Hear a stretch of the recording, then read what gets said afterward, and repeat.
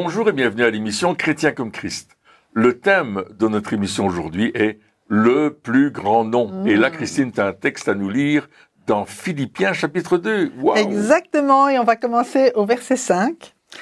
Jésus s'est dépouillé lui-même en prenant une forme de serviteur, en devenant semblable aux hommes. Et, ayant paru comme un simple homme, il s'est humilié lui-même, se rendant obéissant jusqu'à la mort, même jusqu'à la mort de la croix. C'est pourquoi aussi Dieu l'a souverainement élevé et lui a donné le nom qui est au-dessus de tout nom, afin qu'au nom de Jésus, tout genou fléchisse dans les cieux, sur la terre et sous la terre, et que toute langue confesse que Jésus-Christ est Seigneur, à la gloire de Dieu le Père. Waouh, c'est un texte que je trouve extraordinaire. Jésus qui s'est humilié et qui reçoit de la part du Père le nom qui est au-dessus de tout nom. Amen. C'est extraordinaire comme exemple. Mais c'est quoi cette humiliation? C'est-à-dire que lorsqu'on parle Jésus s'est humilié, il s'est fait homme, etc. De quoi est-ce qu'on parle? Qu'est-ce que ça veut dire? Et qu'est-ce que ça veut dire pour nous aussi, dans l'exemple qu'il nous donne? Il est clair que Jésus est Dieu et qu'il est venu sur la terre en tant qu'homme. Il ne pouvait communiquer avec nous que s'il était comme nous, semblable à nous. Et il est devenu semblable à nous. Il est devenu un homme pour pouvoir parler aux hommes et pour pouvoir sauver les hommes, comme on l'a vu dans l'émission précédente. Donc il a laissé sa gloire céleste, là où il dominait dans le ciel, et il a décidé, il a accepté, il a pris cette décision de devenir un homme pour nous sauver.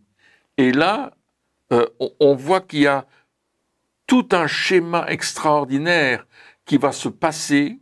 Jésus va accepter la croix, parce que le but de Christ, en devenant homme, c'était de prendre notre péché, de verser son sang. Il est l'agneau de Dieu qui ôte le péché du monde. Et il était le seul qui pouvait le faire parce que son sang était pur.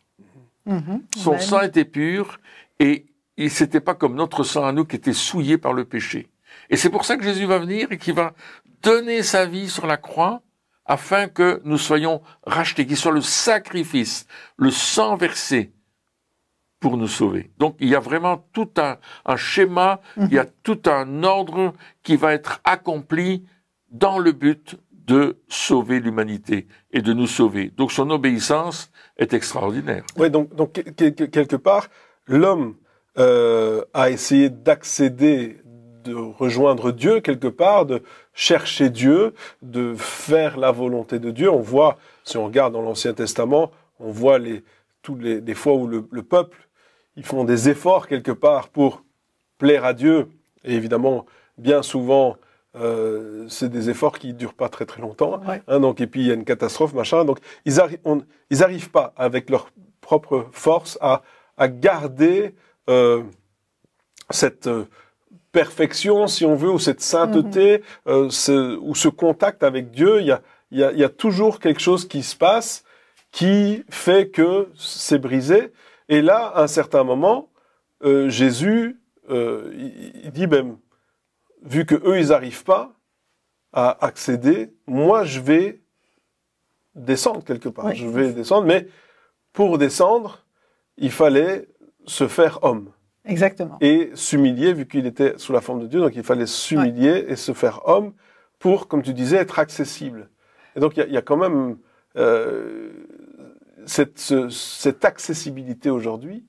Elle est importante pour nous au niveau de la communication aussi avec Dieu. C'est très important parce que justement, il peut nous comprendre. Et la Bible dit à un certain moment qu'il a été tenté comme nous en toutes choses sans commettre de péché. Et c'est pourquoi il peut intercéder pour nous. C'est pourquoi il peut nous comprendre.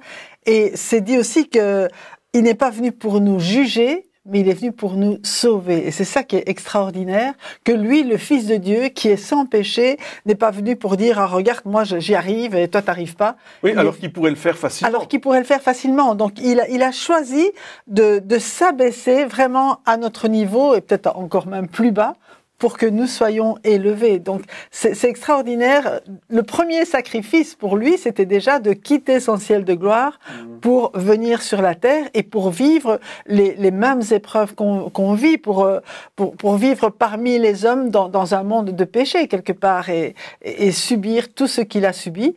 Et son obéissance au Père, parce que il a dit, OK, je viens pour faire ta volonté. Il a fait la volonté du Père en toutes choses. Son obéissance a été jusqu'à accepter la mort et vraiment à mourir sur la croix pour nous sauver, pour nous réconcilier. Et c'est ça. Donc, lui s'abaisse, mais après la mort, Jésus est ressuscité et le Père l'a souverainement élevé, alors au-dessus de tout. Oui, et ça vient justement contre cette idée que Dieu n'a rien à faire de nous, que de toute façon, il y a des gens qui disent on peut mourir, on peut souffrir, etc. Dieu, il est là-haut et puis il s'en moque complètement, il n'a rien à faire de tout ça. Et cet exemple de Jésus, ce que Jésus a fait, ça vient briser justement cette manière de voir les choses, de dire mais non, mais Dieu, il s'en fiche de moi. Mais c'est faux, vu que il a quand même été jusqu'à s'humilier, jusqu'à faire le sacrifice ultime de la mort sur la croix. Et je reprends ce que tu disais tout à l'heure, toutes les alliances que le peuple d'Israël a fait avec Dieu, ils ont été brisées parce qu'ils ont désobéi. Ils ont fait le contraire de ce que Dieu leur demandait. Et juste pour être clair, on aurait fait sûrement la même chose si on avait été à la... Parce que des fois on dit le peuple d'Israël, mais attends, on est dans le même cas. Oui, c'est ça. Ouais, vas-y.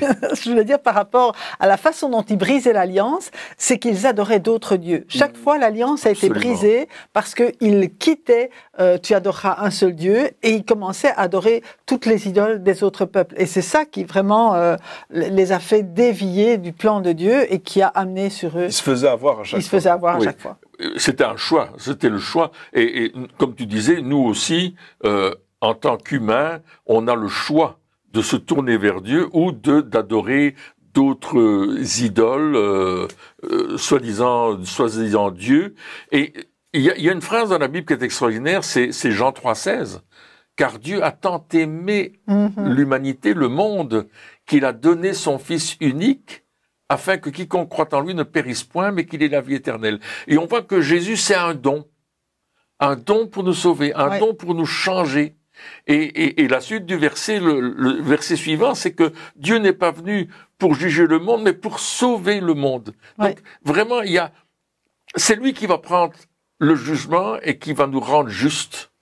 C'est à travers lui que nous sommes justifiés, que nous sommes justes aux yeux du Père. Alors c'est important de rencontrer Jésus, parce que c'est lui qui est au-dessus de tout nom. Oui, c'est ça. Et là, on est en train de parler de relation. Oui. Et dans une relation, ici, j'ai l'impression que dans cette relation entre Dieu et les hommes, il y a toujours eu un problème de communication. C'est-à-dire que lorsqu'on voit, par exemple, le peuple de Dieu qui sort d'Égypte, et puis Moïse s'en va pour aller chercher les tables de la loi et tout le bazar, pour rencontrer Dieu, et là, on voit que le peuple, il rencontre pas Dieu, c'est seulement Moïse qui le fait, et Moïse, lui, il n'a pas de problème à tenir sur le long terme parce que lui, il a rencontré Dieu, mais le peuple qui, lui, ne rencontre pas Dieu, il se sert d'intermédiaire, là, il n'arrive pas. Après un certain moment, il dit, il revient pas, Moïse, on va faire un veau d'or, il y a un problème de communication, et dans toute relation, le problème, souvent, c'est la communication. Et c'est difficile de communiquer avec une personne qu'on ne voit pas, qu'on n'entend pas. C'est vrai. Tu peux dire mais je crois en Dieu, mais oui, tu crois en Dieu, mais est-ce que Dieu t'a déjà parlé? Bah non, Dieu parle. Est-ce que tu as déjà vu Dieu à l'œuvre? Bah j'ai vu des trucs, on m'a dit que c'était Dieu, je suis pas sûr. Est-ce que tu as déjà vu Dieu? Oui, et là parce qu'ils avaient besoin de voir quelque chose. Ils avaient besoin de voir quelque chose. Et Jésus, il est venu et il a dit celui qui me voit a vu le Père. Waouh. Ça c'est extraordinaire. Il dit voici, je viens pour restaurer la communication, et la première manière de restaurer la communication, c'est une rencontre. C'est vrai. C'est de pouvoir voir face à face. Paul, l'apôtre Paul, lorsque il persécutait les chrétiens, il était persuadé qu'il faisait les choses pour Dieu. Oui. Il était sûr qu'il était juste dans ce qu'il faisait, et il avait raison de le faire jusqu'au moment où il a vu Jésus. Et là, il a dit, mais t'es qui toi? moi je te connais pas. Et Jésus a dit, c'est moi Jésus que tu persécutes. Oh, flûte alors, si j'avais su, si je t'avais rencontré avant. Et c'est ça qui se passait que, là, ici, ce passage dans Philippiens 2, il est juste magnifique. Hein. C'est un merveilleux passage où on voit l'humilité de Jésus, le fait qu'il est prêt à servir, le fait qu'il est prêt à s'abaisser pour que nous, on soit sauvés. Mais c'est un passage qui nous parle, premièrement, de fait que Jésus, il veut rétablir la communication par une rencontre. Oui. Et le seul moyen de nous rencontrer, c'était de venir. Vu que nous, on n'allait pas, enfin, le peuple n'allait plus, eh bien, il s'est dit, tu viens pas, moi, je viens vers toi.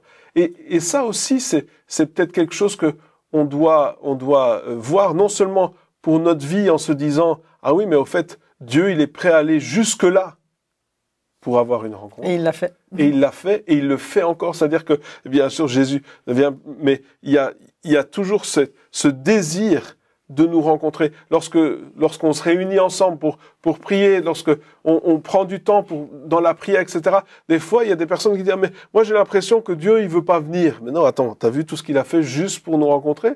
Non, il veut nous rencontrer plus que nous, on veut le rencontrer. Donc, ce désir de rencontre, il est là. Ce désir de communication, il est là. Comment est-ce que nous, on le prend? Comment est-ce que nous, on répond à ça? Parce que lui, il est prêt pour nous rencontrer. Est-ce que nous, on est conscient de l'intensité de sa volonté pour une rencontre? Oui.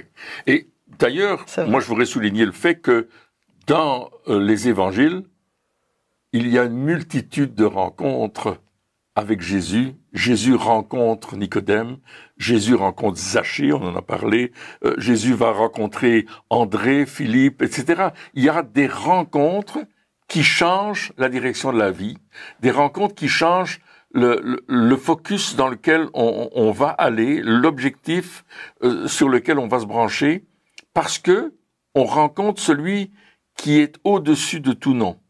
Et ces rencontres-là, elles sont manifestes et elles transforment les vies, elles changent la direction d'une vie. D'ailleurs, Pierre et les autres, c'est des gens qui vont sur leur bateau pour faire la pêche, n'est-ce pas, sur le lac. Et là, tout d'un coup, ils sont plus sur le lac, ils sont sur la terre ferme, ils suivent Jésus. Ouais. La rencontre a fait que ils ont changé de direction. Maintenant, on va suivre Jésus. On veut Bartimée, quand il a été guéri de sa vision, une rencontre avec Jésus, il dit je vais te suivre sur le chemin. Je vais aller avec toi. Les gens qui rencontrent Jésus, ils veulent aller avec lui. Ils veulent le rencontrer.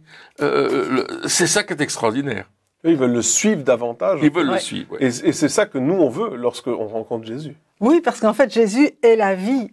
Et la vie que Jésus nous donne, c'était une autre vie. Jésus s'est humilié, il est descendu du ciel sur la terre, mais quelque part, il a ouvert pour nous le chemin du ciel. Donc, il nous amène avec lui dans la présence du Père, il nous réconcilie avec Dieu. En Jésus-Christ, on est assis avec lui ou en lui dans les lieux célestes. Donc, lui descend pour nous faire monter. Oui, c'est ça. c'est ça, oui. Et le fait qu'il s'est humilié, la Bible nous dit que, et à cause de ça, il lui a été donné le nom qui est au-dessus de tout nom. Oui. Il lui a été donné le plus grand nom quelque part. Et donc, là, on voit aussi que l'humilité de Jésus, le fait qu'il s'est humilié, n'enlève rien à qui il est, et à son autorité. Des fois, on pense que si on s'humilie, et que on s'abaisse, alors on ne vaut plus rien quelque part. Et notre parole n'a plus d'effet. Mais ici, on voit que c'est totalement le contraire. Et là, le fait que, lorsqu'on voyait Jésus, la Bible nous dit qu'il n'avait rien pour attirer le regard. C'est-à-dire que c'était un homme quelconque. C'était pas la star de cinéma, c'était juste un homme quelconque. Il n'avait rien vraiment pour attirer l'attention. Mais pourtant, dès qu'il parlait, dès qu'il disait quelque chose, il y avait quelque chose qui se passait. Ouais. Que ce soit au niveau des guérisons, que ce soit au niveau des personnes qui étaient délivrées, mais aussi, comme tu le disais, ces paroles de tous les jours ont eu un impact dans la vie de ceux qui les entouraient, à un tel point que les disciples, hein, je voyais ça l'autre jour, ils ont vu Jésus marcher sur l'eau. C'est quand même extraordinaire. Et aujourd'hui, si quelqu'un marchait sur l'eau, on dirait, ah ben maintenant on va faire une session, un cours sur comment marcher sur l'eau. Hein, on dirait, allez, apprends-nous à marcher sur l'eau. Mais les disciples, ils ont dit, apprends-nous à prier. Parce qu'ils se sont dit, ce qui se passe, ce qui fait sa puissance, c'est pas le fait qu'on voit les choses, c'est son intimité avec le Père. Et c'est ici, c'est le fait, ah mais on voit qu'il s'humilie, on voit que il se prend pas la tête, on voit que il a pas peur de dire les choses en face, etc. Et en même temps, on voit la puissance qui se dégage lorsqu'il proclame quelque chose. Ouais. Et là, on doit aussi nous-mêmes apprendre quelque chose en se disant, si je veux voir du résultat, le but, ce n'est pas d'essayer de prouver quoi que ce soit, de montrer qui je suis, mais le but, c'est de rester humble devant Dieu afin de pouvoir avoir l'autorité qui vient de Dieu, justement. Oui, et en même temps, savoir que celui qui est élevé, c'est Jésus, c'est le nom de Jésus. C'est comme quand les apôtres ont dit « Je n'ai ni argent ni or », mais ce que je te le donne, au nom de Jésus-Christ Nazareth, lève-toi et marche.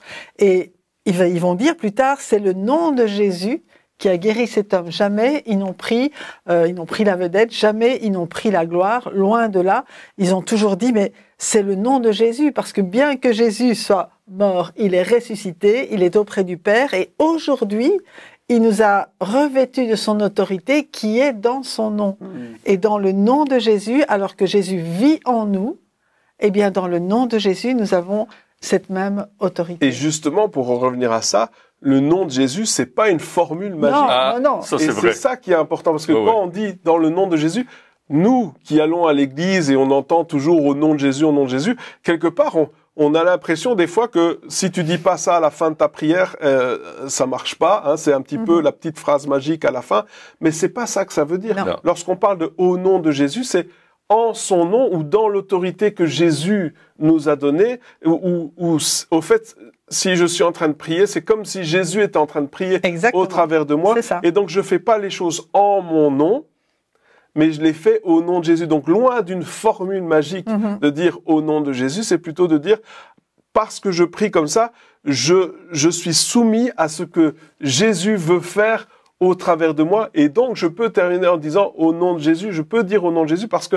je sais que c'est ce que Jésus ferait ou Jésus dirait lorsque je suis en train de le faire. Exactement. Et c'est ça qui est important quelque part. Tout à fait. Il faut faire attention aussi à comment, parce que voilà, on est dans ce monde où vite on a des petites phrases, des formules magiques là, mais c'est pas ça du tout. Non. Hein, on dit mais Seigneur, je m'humilie comme Jésus, au fait. Je fais pas ma volonté. Jésus, il a pas fait sa volonté. Lorsqu'il est venu, il a pas dit, ah, j'ai décidé de venir. Non, le Père a envoyé Jésus. C'est vrai. Et il a fait la volonté du Père. Et nous, de la même manière, on fait la volonté du Père. Et du coup, on peut être en alignement avec le nom de Jésus, avec l'autorité que Dieu a donnée à Jésus. Oui, et j'aimerais lire Éphésiens, chapitre 1, versets 20 et 23, où il dit ceci, « Sa puissance souveraine, il l'a déployée en Christ, en le ressuscitant des morts et en le faisant asseoir à sa droite dans les lieux célestes,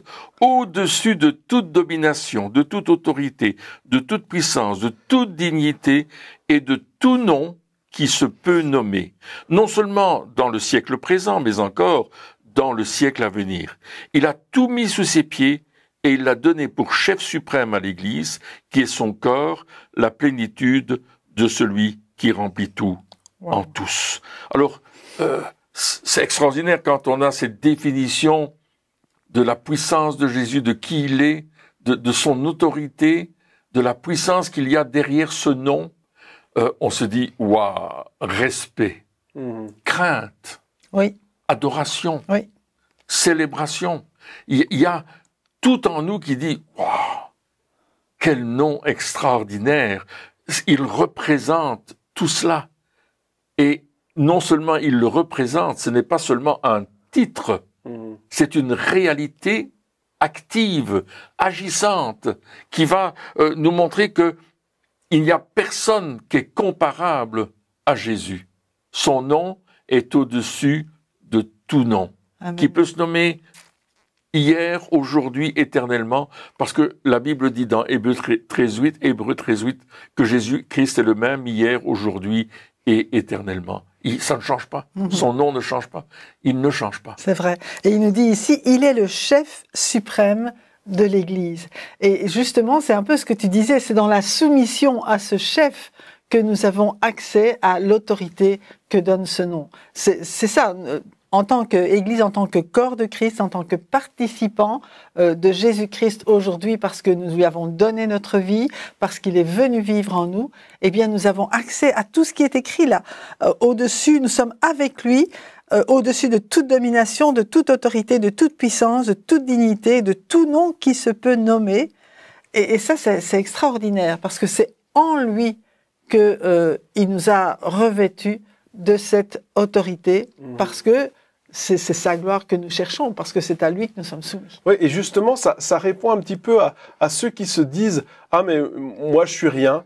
J'ai peut-être tout raté dans la vie, ou personne ne me considère, ou on me rabaisse tout le temps, j'ai l'impression de pas y arriver, etc., de pas être capable, tout le bazar. » Et ça, c'est un petit peu, lorsque Jésus il est venu, il a dit, tu vois le niveau où tu penses être, moi je suis descendu en dessous encore. Ça, c'est vrai.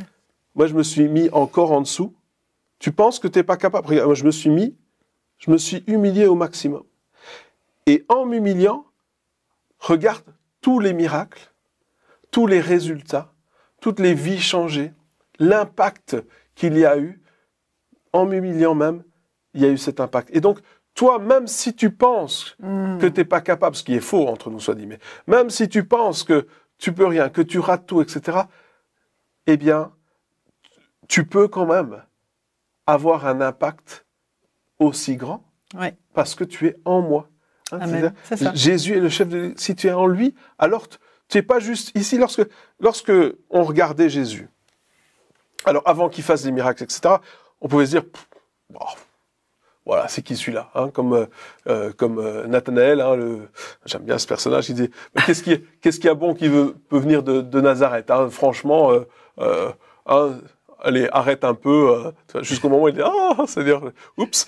Les gens de son village, de Nazareth, les gens de son village l'ont considéré comme rien, etc. Donc, on le regardait, on se disait, bon, mais en même temps, lorsqu'il parlait, lorsqu'il priait, il y avait un impact. Pourquoi ? Parce que, mais justement, ça nous en parle ici. Il dit, mais il n'était pas juste ici sur la terre. Il est au-dessus de tout. Alors oui, il s'est humilié, mais en même temps... Il est resté là. Il est au-dessus de tout. Et nous-mêmes, lorsqu'on voit des choses de manière physique, hein, lorsqu'on voit on peut se dire, là, j'ai l'impression qu'il n'y a rien qui se passe, il n'y a rien qui se fait. J'ai l'impression que il n'y a pas de puissance en moi. Je ne suis pas puissant, moi. Je ne m'appelle pas Jésus. Oui, mais tu fais les choses au nom de Jésus. Et lorsque tu parles, ce n'est pas juste ici sur la terre que tu parles. Ouais. Là, il dit dans le ciel, au-dessus de toute autorité, de tout nom, de toute domination. Et mais ça c'est Jésus. Oui, mais on est avec Jésus. La Bible nous dit, on est assis avec Christ dans les lieux célestes. On est avec lui. Et puis si c'est lui le chef, et que c'est lui qui décide lorsqu'il dit quelque chose et que au travers de notre bouche les paroles sortent, c'est pas juste en notre nom qu'on dit les choses, mais au nom de Jésus. Et Amen. Donc si on dit les choses au nom de Jésus, eh bien, toute puissance doit s'humilier et doit obéir. Vrai. Parce que quand on parle du nom qui est au-dessus de tout nom, c'est pas juste pour dire « Ah, ben t'as vu, c'est lui le premier ». Non, non, non. Quand on parle du nom qui est au-dessus de tout nom, ça veut dire que quand ce nom-là, il dit quelque chose, tous les autres doivent se soumettre. Ils doivent se soumettre et ils doivent faire ce qu'il dit. C'est ça le nom. Absolument. Et ce qui est extraordinaire dans ce passage d'Éphésiens, il dit que le Père a montré cette puissance souveraine en ressuscitant Jésus d'entre les morts. Et c'est vraiment un point important, parce que beaucoup disent que Jésus n'a pas été crucifié et qu'il n'est donc pas mort et qu'il n'est donc pas ressuscité. Mais la Bible nous dit le contraire et les faits nous racontent le contraire, c'est que Jésus a été crucifié en dehors de la ville de Jérusalem, il a été crucifié sur le mont Golgotha, On a descendu son corps, on l'a mis au tombeau que Joseph d'Arimathée avait préparé pour lui-même d'ailleurs, et puis il a dit mais on va mettre Jésus dedans, dans mon tombeau. Et le 3e jour, quand les gens sont arrivés pour embaumer le corps, ben il n'y avait plus de corps, le linceul était plié, Jésus était ressuscité. Et je veux proclamer aujourd'hui que nous pouvons utiliser le nom de Jésus parce qu'il est vraiment ressuscité, il est vivant, il a cette puissance aujourd'hui, il est assis dans les lieux célestes, il intercède pour nous et nous sommes assis en Christ dans les lieux célestes avec lui, nous dit Éphésiens 2:6, et c'est une réalité forte parce que dans ce texte d'Éphésiens, il nous montre la puissance de Dieu et il nous dit la puissance du nom de Jésus. Utilisons ce nom à bon escient, non pas comme une formule magique comme tu l'as très bien dit tout à l'heure, mais parce que nous appartenons à celui qui porte ce nom. Amen. Et on peut dire c'est mon nom aussi parce que je suis devenu un enfant de Dieu à travers Jésus. C'est le seul chemin, il n'y en a pas d'autre. Jésus l'a dit, je suis le chemin, la vérité, la vie. Personne ne vient au Père si ce n'est par moi. Pourquoi? Parce qu'il a le nom dessus de tout nom. C'est le nom qui nous ouvre la porte du ciel. C'est le nom qui nous amène dans la présence du Père. C'est le nom qui nous donne la vie aujourd'hui. Quoi que nous fassions, même si nous allons mourir, nous savons que nous avons la vie éternelle. Amen. À travers le nom de Jésus, c'est extraordinaire. Alors, glorifions le nom de Jésus, donnons-lui la gloire. Amen. Oui, c'est le nom qui est au-dessus de tout nom. Et il a vaincu la mort quand même. Oh, alléluia. Il a vaincu la mort. La mort, c'est peut-être la chose la pire qui peut arriver à quelqu'un, en quelque part. Sur la terre. Sur la terre, en tout cas. Mais mais il a vaincu aussi la mort. Et c'est pour ça qu'on dit qu'il a le nom qui est au-dessus de tout nom. Parce que même la mort ne tient pas devant le nom de Jésus. C'est vrai. Et je pense que notre but, c'est peut-être justement de réaliser combien ce nom est important. Réaliser combien nous avons besoin de connaître ce nom de Jésus, de dire Seigneur, je veux pas juste, peut-être que jusqu'à présent on l'a dit comme une formule, et dire Seigneur, mais je veux plus utiliser ton nom comme une formule. Apprends-moi ce que ça veut dire. Apprends-moi quelle est cette puissance. Apprends-moi comment agir en ton nom, comment parler en ton nom, comment proclamer, déclarer les choses en ton nom, comment guérir en ton nom. Apprends-moi vraiment la puissance de ce nom qui est le plus grand de tous les noms. Amen. Eh bien, chers amis, merci encore de nous avoir suivis pour cette émission. Et puis on se retrouve très bientôt pour la suite. Au revoir.